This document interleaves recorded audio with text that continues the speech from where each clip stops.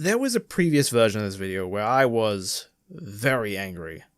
I'm still very angry. This is because I watched as a young artist, out of nowhere, got a completely unjustifiable giant harassment campaign launched on her, and then when it did not stop, she proceeded to post some borderline suicidal comments like, "I feel broken, please remember I'm human too and can only take so much," and "I feel close to a breaking point." And then she went missing for over 4 months. Her crypto wallet and all her social media ceased activity. I could not contact her, nor could anyone she was mutuals with whom I asked. No one knew what happened. Even according to the project group she announced that she was collaborating with in her last post, she apparently vanished without a word. I was genuinely worried for over 4 months this girl was dead. Now luckily, she is fine. On August 8th, while I was editing this video, her previously deleted account suddenly reactivated and new transactions started appearing in her wallet. There was no verbal or text confirmation yet that she was fine, but with the help of some of the team at Uwu Crew, which I don't care if that plug makes this look like a suspicious crypto scheme, those people are good people and I want to shout them out. But yes, with their help, we managed to find a line of contact with her to confirm her safety. So, thank God she's okay. That doesn't change the fact that her situation looked that dire, and yet excluding us, nothing was done or said about it. And I know what you're thinking, maybe people just didn't notice. No. You don't understand how big this was. Rebel Taxi and Ross O'Donovan, that missing girl's mental state was in no insignificant part your fault. I am dead serious. But you didn't do anything. Even when months on, even her since inactive account was still getting abuse, including memes acknowledging that she might be dead. This wasn't some small event that just went under the radar. This is especially true when you consider that this video is not just about 2 specific large YouTubers involved in this specific situation with this specific artist. This was part of a much broader pattern of lies and willing complicitness in abuse many artists face that was upheld by the majority of a community. I'm not kidding when I say I'm about to start drama with like 10 plus YouTubers, all with over 100k subs, some of whom were very big names with over 1 million subs, some of whom were my friends. Although we've got a lot to cover before I give that context. Most people don't even know that being an NFT artist is profitable as a profession, let alone the fact that it's drawn a huge amount of artists out of poverty, and let alone the fact that there was a mind-bogglingly huge harassment campaign to shut those artists up that has been going on for well over a year now under everyone's noses. And I know NFTs are hated. Dude, I'm probably going to lose patrons for this video.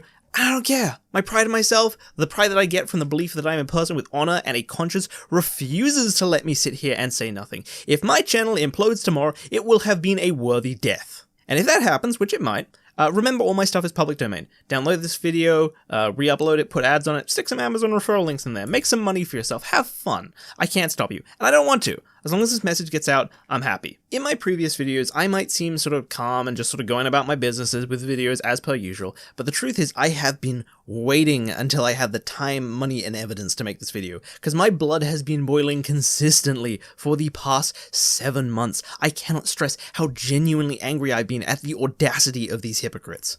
I am, of course, talking about the wonderful sarcasm people over at twitter.com, who all took part in the worst harassment campaign I have ever seen directed at any group of artists in my life. Of course, what's interesting is over here on YouTube, you've probably never heard of this. And that's why I'm not just angry at the abusers, who, while they are the largest group of harassers I've ever seen, are still just a minority. No, I'm angry at most of Twitter for being complicit in it. I believe it maliciously was allowed to happen without pushback because they wanted it to happen. That's why you haven't heard about this on YouTube, because the vast majority of people who knew this was happening intentionally made no attempt to signal boost it. Furthermore, a large chunk of this group is guilty of something that makes them just as bad as the harassers. These are the liars, people who willingly and knowingly spread bullshit on this topic, especially in reference to artists. These are the people who have been on Twitter long enough and have been involved in the NFT conversation long enough that the algorithm must have presented them with blindingly obvious contradictions to the narrative they've been spreading. Despite this, they either chose to ignore it, or in some cases, like Dan Olson, creator of Line Goes Up, outright lie about it.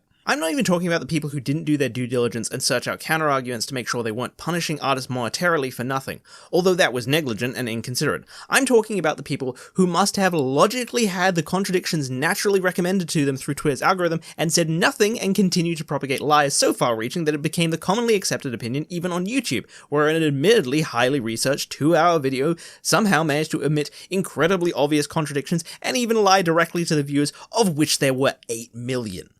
As a result, I don't even think most people on YouTube even know that NFT artists, both big and small, make money, let alone that they get harassed constantly. I can't say the same of Twitter though. As far as I'm concerned, the only people on Twitter I'm not angry at is 1. People who genuinely had no idea about any of this, 2. Artists who said nothing because they feared they'd be next just for associating, yes, that's a thing, and 3. Finally, people who had no real obligation to get involved in this. It's not fair to demand people care about or involve themselves in any one issue, even if you're a commentator who didn't cover this because you fear the backlash. You're a coward, sure, but I don't think you're a bad person.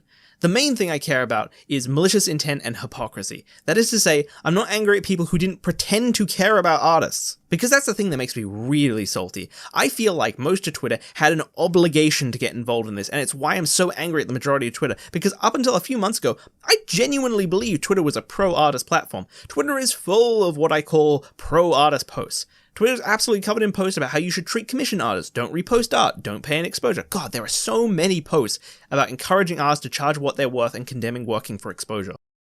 Some people even go far as to say really extreme stuff like, don't even quote retweet art, only retweet it. People make big, popular tweets just telling artists to take breaks and not overwork. There's tons of posts that get tons of retweets where commissioned artists will show rude DMs they got and be like, don't treat artists this way.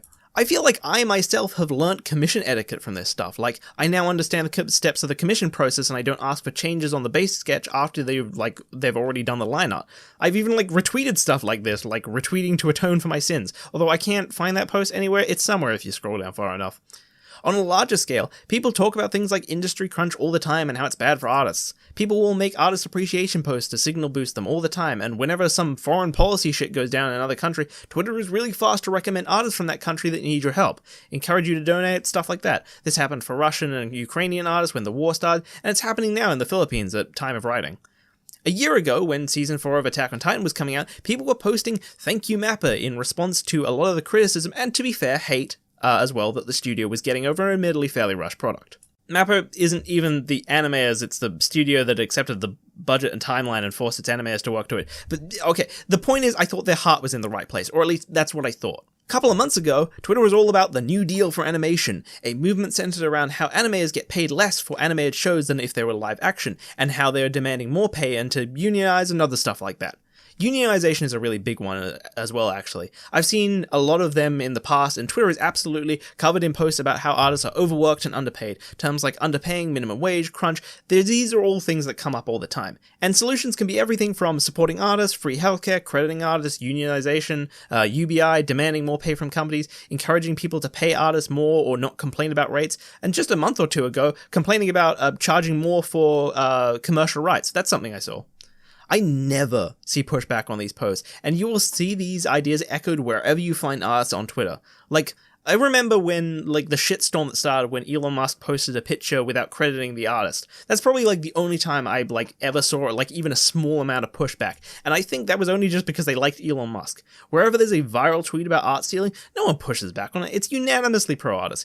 Yuiko, one of the artists we're going to talk about, actually had her art stolen in 2019 for a popular tattoo store in Toronto. All of the comments and quote retweets rallied behind her.